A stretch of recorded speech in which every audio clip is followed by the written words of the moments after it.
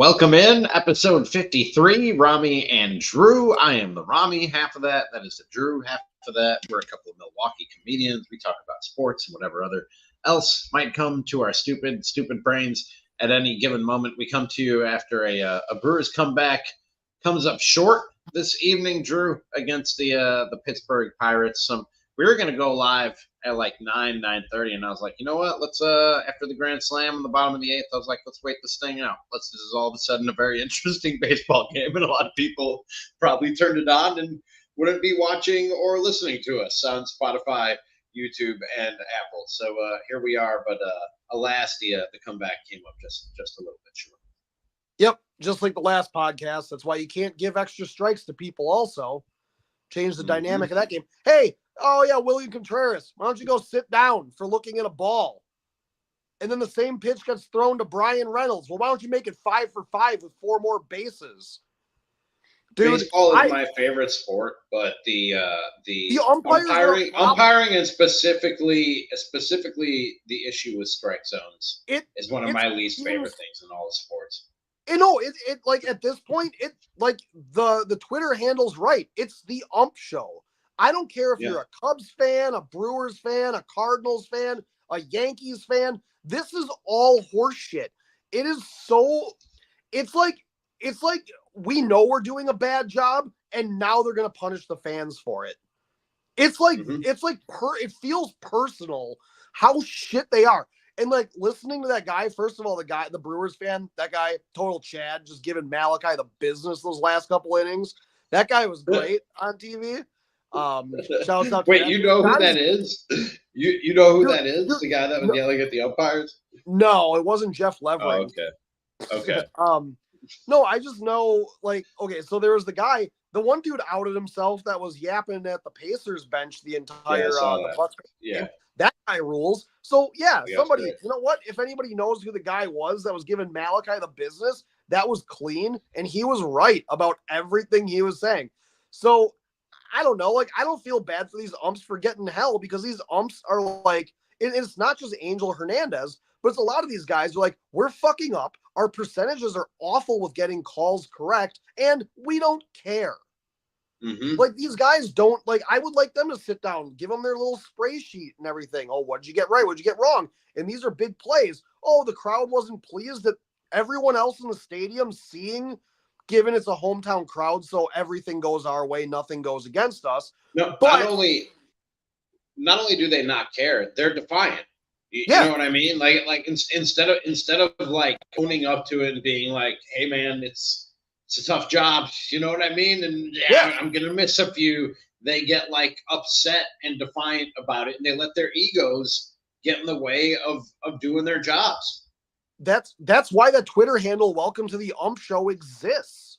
Yes, it's because the umps are making this shit about themselves, and it's like, it's just they're absolutely horrible. And now, am I a little bit salty that the Brewers have not been the benefactors of any of these calls? Yeah, the last couple of weeks, yeah. I don't really necessarily care. I mean, the they've Brewers had some tough ones go against them tonight. And tonight, or this season, they've had some tough ones go against them this season. And tonight, for those who don't know what we're talking about, there was what should have been a called third strike that was called the ball, and that was followed by a home run. Now, it ended up not mattering because the Brewers didn't score in the bottom of the ninth, but that changes the complexion and the momentum of the game also. But one run against the closer, I would rather have a one run, go being down 1 than 2 against the closer. Yep. I mean,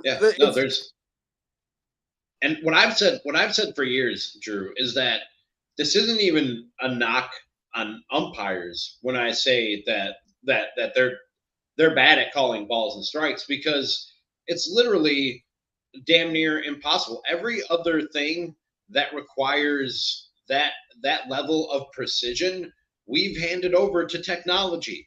The ball is moving 90 to 100 miles an hour. It's moving up to 12 inches in any direction, up, down, left, right, or diagonal.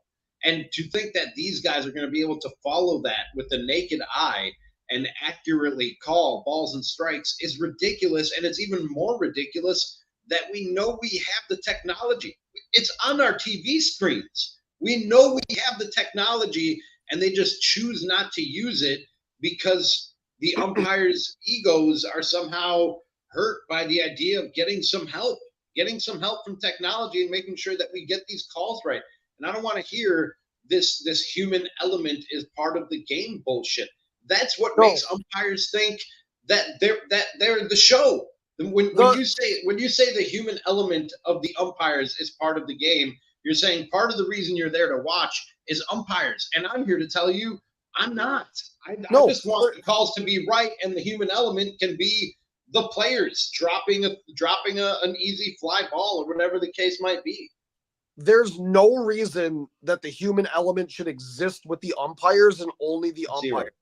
Because when they started putting challenges and getting the iPads and everything in the dugouts and stuff, the managers have legit gripes. They can actually look at this. The human element thing went out the window when we essentially took away the ability of a guy like a Lou Piniella or a Tony La Russa coming out into the batter's box, screaming at an umpire, telling them that they're blind, they don't know what they're looking at. You get all these managers that were, kicking dirt and stuff, throwing bases, making a spectacle. That was a show.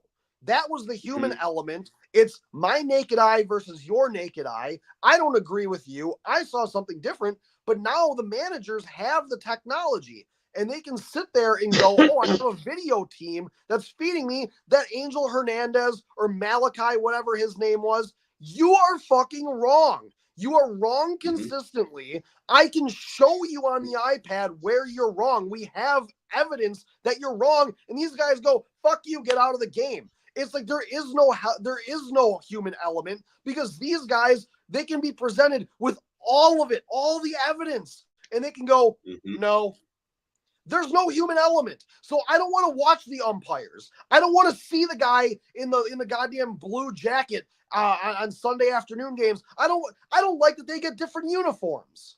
Fuck them. Put the garbage bags out there. You don't get sponsorships. Screw the umps. Do they have sponsor badges? In July is a blessing. Do they have sponsor badges? Do they have sponsor badges on the umpire uniforms? They do. I think it's it starts with a U, I think, right? Like it looks like a freighter patch, but it's not. It's no, like the umpires are sponsorships. That's ridiculous. It is. That's ridiculous. And they're toying with this thing. You should be in glad bag, fucking clowns. They're toying with this idea. I'm not sure if it's in the minors or one of the independent leagues that are affiliated with Major League Baseball, where they've toyed with these rules changes over the last few years, where a hitter can challenge one pitch per at bat. I don't know if the pitchers can too, but I know the hitters can challenge one pitch per at bat, and it's instant. So like you challenge, and the umpire hits a little thing, on his belt or whatever, and there's somebody sitting up in the booth with their little whatever technology they're using to call balls and strikes and see if the ball went through the strike zone, and they immediately send the signal back down to the umpire, ball or strike. I don't even want that. That's not even enough. Just electronic strike zone across the board, every pitch. I want technology calling balls and strikes on every single pitch.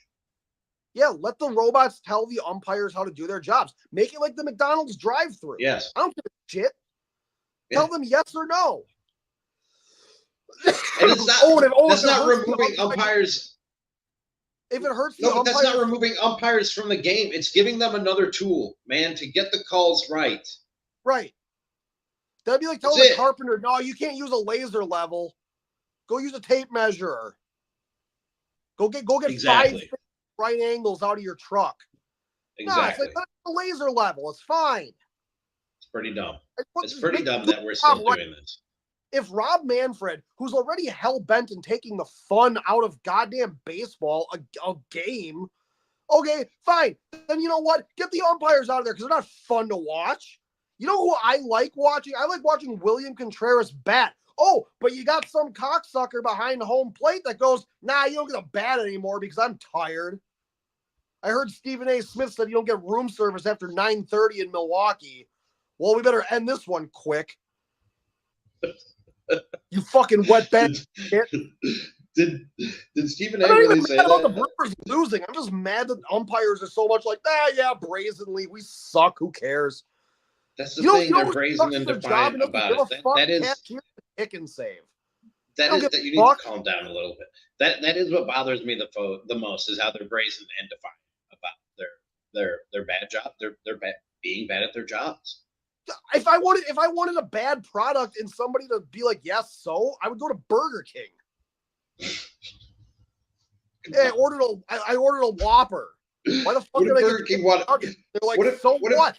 And you're like, yeah, you know what? Burger King wanted to sponsor the show. What if Burger King wanted to sponsor the show? If Burger King wanted to sponsor the show, I wouldn't. I would be like, you know what? It's the Ramie and Burger King show. I'll take that money. I don't even. Take the money. Least. Yeah, Burger King is trashed here. Do we want to get into that, or is this our ranking fast food? Burger King is the worst. It is. I'm not gonna lie. It is. It absolutely is. But near your home and your property value increases. But the money, the money spends, dude. The checks cash. I don't care. I don't care that they're the worst fast food. You know, you're not when you go to Taco Bell, after a certain time, I don't go to Taco Bell. They're like, did you order on?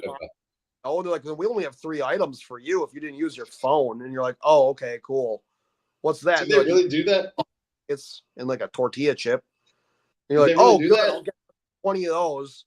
Can you hear me? Do they really do that? Yeah. Well, the one by my house on 76th in Oklahoma, that Taco Bell, are they going to sponsor us? That place sucks. That place is hell. It's next to the worst McDonald's on the planet. The best restaurant in that little like 3 restaurant radius right there. It's Little Caesars. They look good. It's fucking Little Caesars. Little Caesars is a good restaurant that you go to. Have you tried the little what are the little pizza things? No, I don't order on the mobile app. I haven't tried anything at Taco Bell.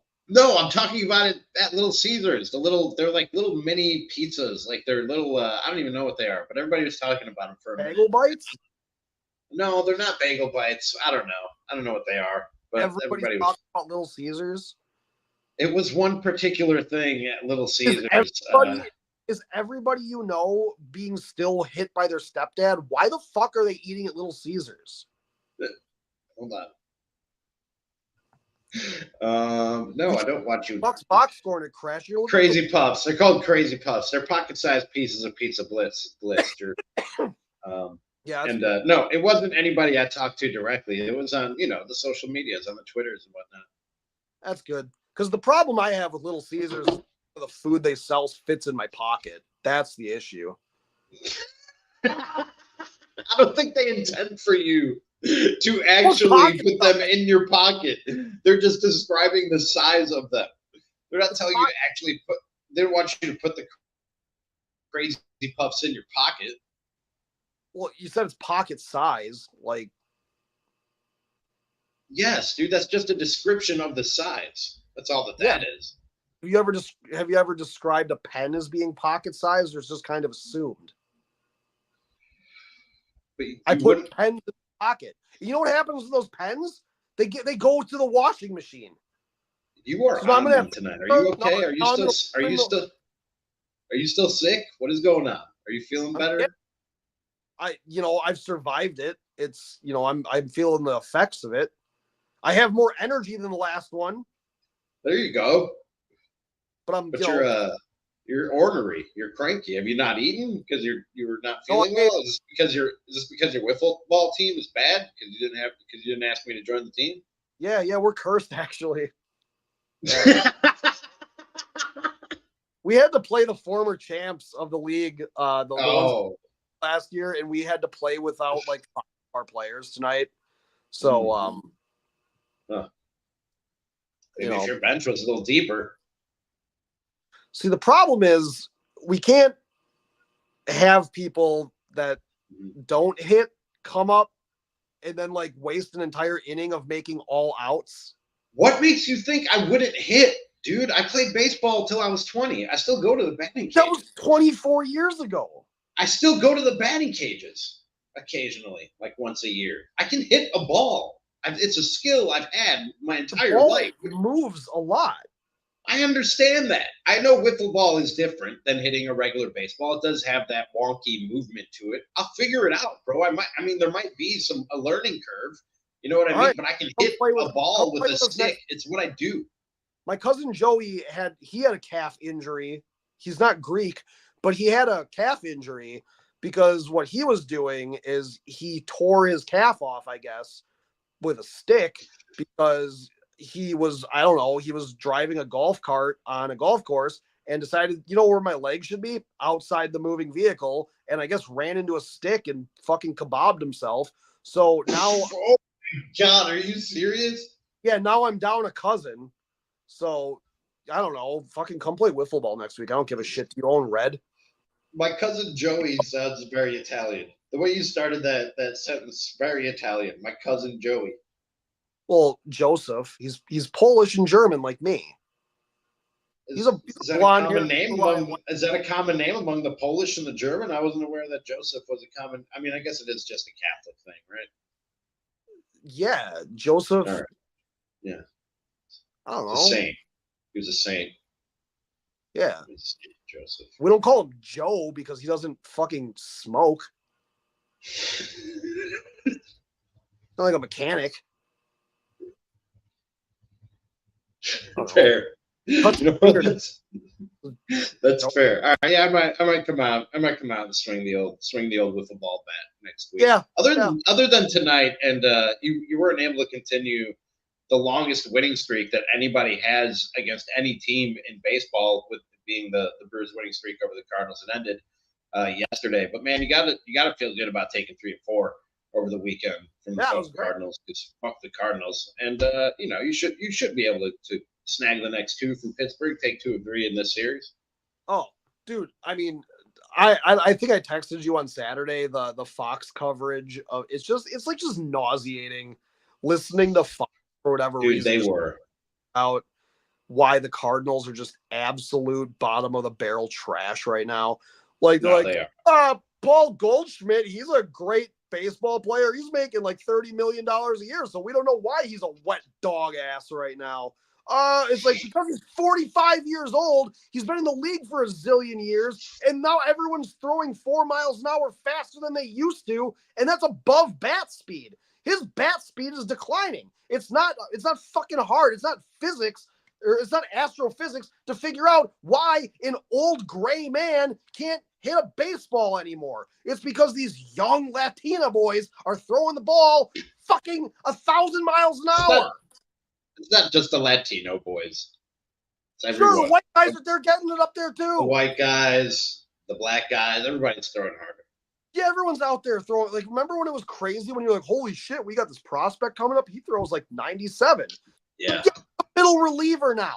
Oh, but why is Paul Goldschmidt batting 168? Why is he just a dog turd on the fucking sidewalk? No, I was watching that game, and Drew, I don't have a dog in that fight, except that I hate the Cardinals more than anything in sports, more than a lot of things outside the world of sports, if we're being real. But those announcers were very, very Cardinal heavy on the way that they were calling that game. I don't know who. I know John Smoltz was the color analyst. I honestly don't know or don't remember who the play-by-play guy was, but they were so excited when he got that hit in the 9th inning to not go 0 for 5 and to extend the game one more batter before they really lost. But the whole game, dude, they were just all over the Cardinals, and it was nauseating. Smoltz is Smoltz played for the Cardinals, and I mean, I remember this was a couple years after like the 2011 Brewers team, and Smoltz was calling a game. It was Brewers Cardinals, obviously, and I just remember he couldn't get Giovanni Gallardo's name right at all. It just Gallardo. I remember that. Gallardo, but it was that. Yeah. And Carp and Waino and but it's like you got Yavini Gallardo. That guy, he's got a curveball. I think it's like fucking act like you even give a shit, Smoltz. I'll cave your skull in too. It's just. I will say this for a couple of years there, John Smoltz would spend most of the games that I watched where he was in the announcer booth. He'd spend most of the game talking about what he hates about the game today, about analytics have ruined it. He's pulled back on that bullshit. That was annoying, dude, because it's like I'm trying to watch and enjoy the game, and you're sitting here telling me why it sucks. Like, you're not helping. You're not adding to the enjoyment of baseball whatsoever. Get a podcast and call it Why Baseball Sucks Now. But during the game, just call the fucking game, dude, and try to add something that makes it a more enjoyable, more entertaining product. Well, and the other thing too is like I hate because they want to they want to poo-poo analytics and stuff like that. Like that's irritating. Like I understand when it goes too far. Like there was a couple of years ago when people were like, well, actually your best hitter should bat second. It's like, well, you still want them with a couple guys on base. Like, I don't know. It was always, you know, your highest on base percentage guy was your leadoff guy. The dude who's going to hit, take, you know, walks and everything, work deep counts. That's going to be that guy. Then you're going to have your kind of lighter hitting contact guy who's like a singles dude, but it's got a little bit of speed and contact to move the guy over. And then your highest gap to gap over the fence guy, that's probably going to be your 3 hitter. And then your pure power guy is 4. But they're like, actually, we don't really have a lot of use for that number 2 spot. It's like, all right, fine, whatever. I don't know shit. And then guess what? The league has completely went back to, oh yeah, your highest on base percentage and slugging guy. Yeah, that's actually your number 3 hitter. You're like, oh really? You're not gonna like this. I don't think batting order matters all that much. I think you want your best hitters at the top so that they get to the plate the most, and you want your worst hitters at the bottom. And outside of that, I don't think it really fucking matters because you can't, like, whatever game situation you have in your head where you get your best batter up to the plate, it's a 1 in 9 shot. Like, it's just that there's no changing that. You know what I mean? Batting order does largely not matter. And I know that's an analytics thing, and I kind of believe in the best hitter batting second, but all in all, second, third, first, I just want my best hitter up there so he's going to get to the plate as many times as possible. And then I'm just going to cross my fingers and hope that he gets to the plate in the situations where I want my best hitters at the plate. Yeah, also you just want to turn the lineup over and over. Yeah. Like, I mean, I don't know. Like, I'm not going to get too much into that. I'm happy with, like, ultimately, despite my demeanor, I'm happy with how the Brewers have been playing. So I don't have a weird. lot of, it's not showing. I don't have complaints about the team. Like, it's honestly the shit around baseball that annoys me. It's just like it's no, you're right. Because like you turn on, and I do fear. I shouldn't know. I do fear because the game has been. I like most of the rules changes that they've added in the last few years. I also happen to think that a lot of those were at the urging of Theo Epstein, who was in Rob Manfred's office and in his ear for a few years there. He's back with the Red Sox. He gave him like an ownership stake and like some kind of position. So he's not there anymore. And I wonder and I worry if that means that this progress that we've seen in baseball is going to slow down or go away. Well, let me ask you this with like the umpire problem. How many umpires' names do you know off the top of your head? Only the bad ones. There you go. That's a problem. But like how many? Yep. How many name? 5, 6? Yeah, probably in that neighborhood. How many players? How many players on the Tampa Bay Rays can you name me? Most. I mean, not most of them, but probably most of their starting lineup or roundabouts. All right, I'm just trying to pick an obscure team. You know, I was like Mariners. I've said before. Can you name me more or less? Can you name me more Mariners or starting Mariners than you can name me umpires? I'm trying to think like the smaller market team. Yeah, it would be close. But I get the point that you're making. I've made the same point. I've said umpires, the best umpires, you don't know their names. They're like offensive linemen. Like the best ones, you don't know their names because you only hear their names when they're fucking up. That's the only time you should hear an umpire's name. Or you get a guy like Jim Wolf, like where it's like, oh yeah, that was Randy Wolf's brother. That's kind of cool. Like other than that, like yeah, I had no issues with Jim Wolf. Pretty cool unless Randy Wolf is pitching against you and Jim Wolf is calling balls and strikes. Then you're wondering. He wasn't allowed to. Oh, that's right. Yeah, I forgot they had that rule. Yeah. He wasn't allowed to umpire in games that his brother was even pitching in. So it's like he most of the time, I don't think was allowed to even umpire any of the game on the off chance that Randy Wolf had to like come in and like pitch, like even out of the bullpen or something. Oh, really? That. I think there was some rule about that. I thought he just wasn't allowed to call balls and strikes. Yeah, whatever. I don't know. You might be right. I'm all for that. That's fine. That's like a nepotism thing. Like I'm good with that. But it's like even like NBA officials. How many of them can you name? I can name you the fucking ones I think are stupid. Mm-hmm. You got Zach Zarba. You got Bill Kennedy. I guess is fine. Like Bill Kennedy's the fun guy when he's like, okay, now we're gonna get into why this challenge was successful. And he's good, but you got Ashley Moyer. She's an idiot. She's constantly getting shit wrong. Is she officiating in the playoffs right now? No. You know why? Because she's a moron. It's like she gets shit wrong constantly. Like, I don't know who that is. You got Zarba. He's a moron. You got he's an idiot. Like there's just Scott Foster. Who's the asshole that like the Celtics are like 3,002 against? That guy. Fucking dude was like he was Grant Williams goes nuclear on the Bucks game. That guy. That dude, I don't know. I don't remember his name. Or officiates a Celtics game. It's like, oh yeah, he's good. The Celtics are going to win that game. Speaking of the NBA playoffs, last time we talked, our Wolves. And by the way, did you know they're Bart Winkler's Wolves too? They were up 2-0, and Anthony Edwards was dominating everything, and he was everybody's favorite NBA player, and that series has turned. Also, the Knicks were up 2-0, and we were happy about that because fuck Tyrese Halliburton and the Indiana Pacers, but that has turned.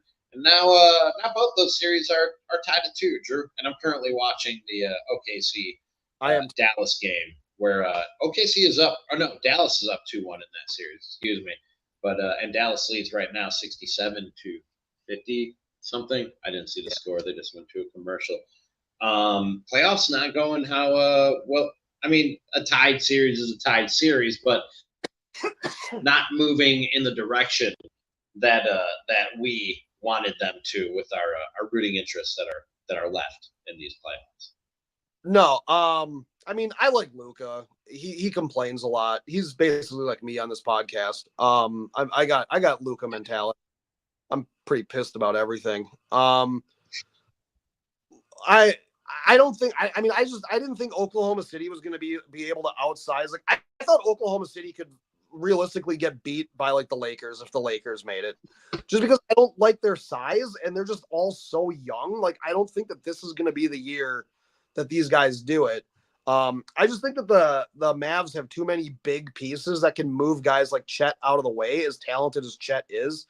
I just don't think that Josh Giddey doesn't know what the hell he's doing off the ball anyways. Like he is a myth on that team right now. They got too many guys like him that are better than him. That's the thing, is that they got good players, but some places it's just not good fits. I don't think that roster is done being shaped yet in Oklahoma City. They got guys they can move and get pieces that are better fits and fit more what they need in terms of their depth or their well-roundedness. They're a team that I look at honestly from like the Bucks perspective, and I'm like, veteran pieces we could move.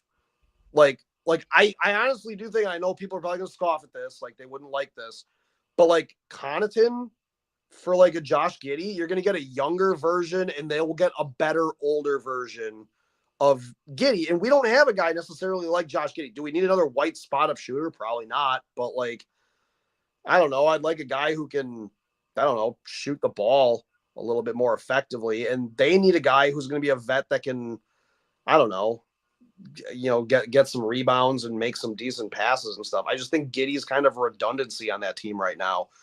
I don't know about you, but the thing I want more than anything in these playoffs is the Wolves to win and come out of the West. I was feeling really good about the chances of that happening, but man, Luka last night. I mean, they're the champs, and they've shown you why in these last 2 games, especially last night. Dude, what they did at halftime and just what I said Luka a second ago, what Jokic was doing all night last night, man. When when he shows you why he's the MVP and maybe the best player on the planet, him or Giannis, in my opinion, like you really, it's one of those moments where you go, oh yeah, that's right. He's that dude. Yeah, he's unreal. I mean, I love that like somebody posted something where it was like Jamal Murray like hit like a 17-foot, just like little face-up jumper, and they're like, name one other player that can do this, and it's like Chris Middleton can do that pretty well. Like I know those things on Twitter are always like, name one guy who can make that kind of 3-pointer. It's like a Dame can. Yeah, but like, yeah, the Knicks, they're getting bit by the Bucks injury bug now too. Like everybody on their team's dying. So once again, you got the skipping Pacers out there that are just fucking, dude. Halliburton is such a queef, dude. Oh my God, that pussy fart. He is just, that guy he is fucking air. Like it's crazy.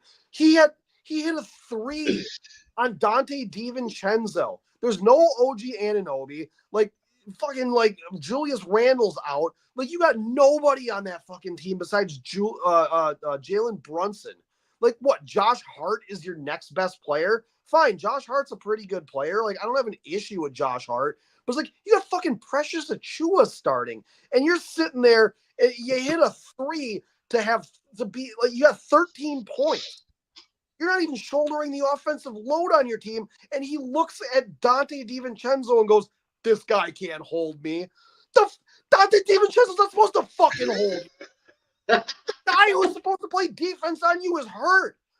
It's like, and by the way, does not understand the magnitude of luck that they are operating under.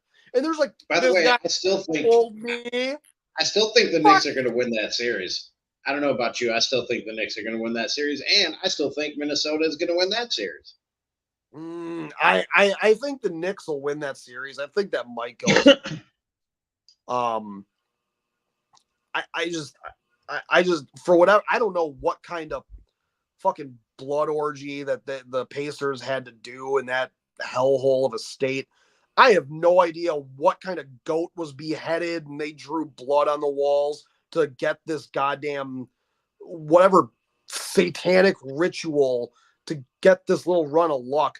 I hope that the Indiana Pacers believe that this roster is it. And then in like 4 years, we're going to be laughing at them the way everyone's laughing at the Hawks for thinking Trae Young was the guy. By the way, how about the Hawks getting the 5th pick in the draft in the lottery? No, they got the second year in a row. No, they ended up 5th. Oh, no, not the Hawks. I'm sorry, the Pistons. The Hawks ended up 1st. The Pistons ended up 5th. For the second year in a row, they had the worst record in the league and ended up 5th. I didn't even know the Hawks had the 5th worst record in the league. And I'm like, yeah, that's what? Ridiculous. And now they're saying they're going to trade Trae Young. Any interest in Trae Young? No? Do I have any interest in Trae Young? Yeah. No. What about just Murray? Can we get him? Like, that'd be good. Can we go back to the drawing board? But he's another shooter. Does he play defense? What? Does he play defense? I don't think he plays any defense, does he? Does Beasley? No. But you're gonna be paying DeJounte Murray more than you're paying Beasley if you can somehow do that. Yeah, no, that'll never happen. We won't get DeJounte Murray. I have no idea what the Bucks gotta do. But yeah, it's just like watching like the Pacers. I'm just like, what the fuck? Like how is this? You're gonna go back to that? You didn't get that off. It drives me crazy. Because I've had to root for the Knicks, which is also insane. It's either that or I just don't. And I was sick all last week, so it's not like it's like, hey Drew, why don't you just go outside and smell the roses? Because I couldn't smell. I couldn't eat solid food. I had to sit there and I had to watch the Pacers, and I just got more and more. You have to watch that. You know what I did? Because I wanted to feel better about myself yesterday while I was still getting over off and everything. You know what I did yesterday? When the Pacers were up by so much, I turned the game off in the third quarter. I'm like, I'm going to watch something uplifting. I watched Apocalypse Now. On that uplifting note, any final words, Drew, before we wrap this thing up? Yeah, Rudy Gobert is absolutely terrible in the playoffs. That's a wild thing that's going on. I mean, he's going against the MVP, dude. Like Jokic Jokic is going to do this to almost, and I know that's why you got Gobert, because he's supposed to be a defensive. He is a defensive specialist and a defensive stopper, and you get a great center, a great defensive center to try and stop the best offensive centers. But I mean, Jokic is going to do that, dude. It almost doesn't matter who's defending him. He's going to do what he did last night sometimes. No, this is going to sound rich coming from a Bucks fan, but like, dude, Rudy Gobert cannot make free throws. Like, the amount of free throws that dude misses is wild. Like, it's like Giannis level, like hack-a-shack.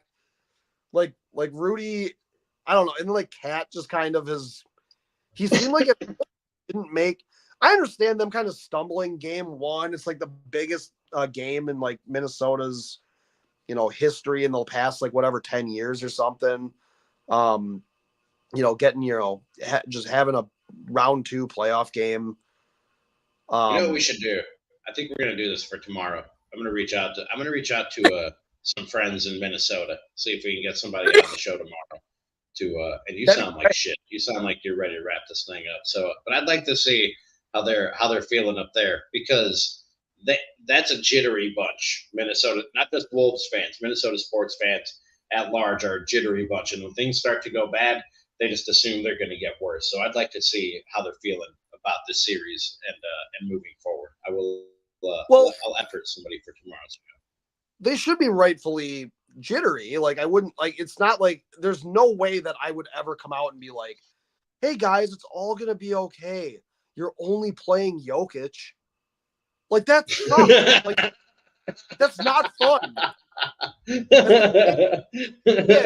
an obstacle. It's gonna be really good, and it's just covered in fucking razor blades. Like, yeah, it's like, okay, like there might be get out of this, but all right. I'm not. So we'll see. It sucks. We'll see who I can track down tomorrow. Until then, this has been episode 53 of Ramie. I want to Drew. A lot of people watching tonight on Twitter and Facebook, and where else are we? YouTube. That's where we stream live, and we'd appreciate it if you did what we asked you to do on the bottom of the screen there, which is follow, subscribe, rate, review, tell a friend to help us grow this thing. This has been Ramie and Drew, episode 53, and we will talk to you next time.